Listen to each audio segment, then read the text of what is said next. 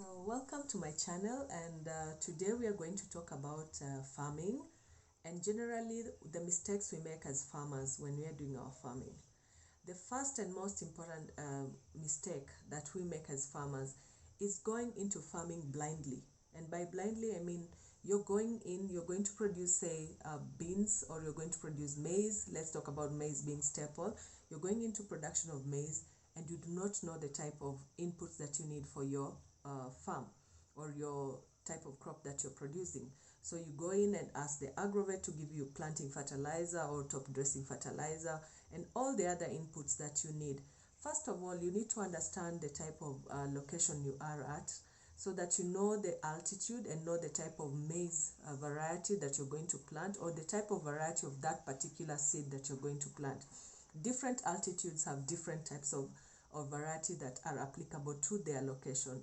So if you're talking about mid-altitude, for example, for maize, if you're buying a maize like Kenya seed, then you need to buy the 5 series or the 4 series if you're in the really lower altitude, because these take a shorter time to mature.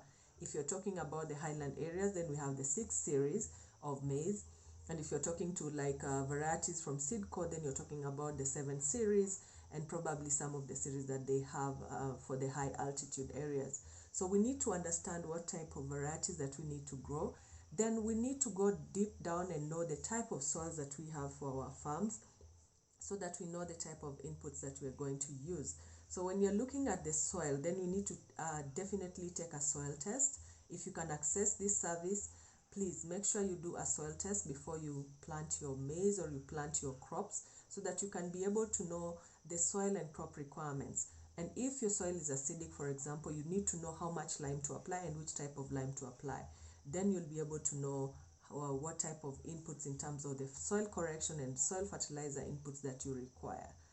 Then we're also looking at soil health. You need to know how to improve your soil health, because over time you don't want to mine and just leave the soil bare without ensuring that organic matter is being built over time, and also the soil is properly cultivated or even no-till for this case, so that you do not disturb the soil.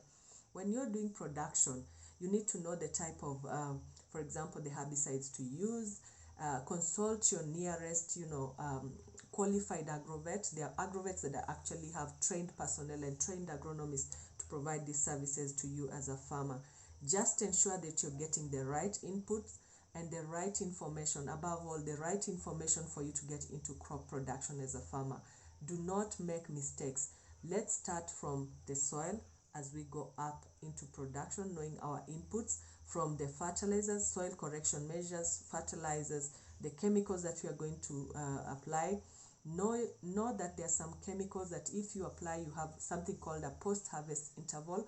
We are looking at food safety. So when you are looking at food safety, we have to look at the PHI, that's the post-harvest interval for these chemicals. Just know your type of inputs, know what you're going to use, and you'll be successful.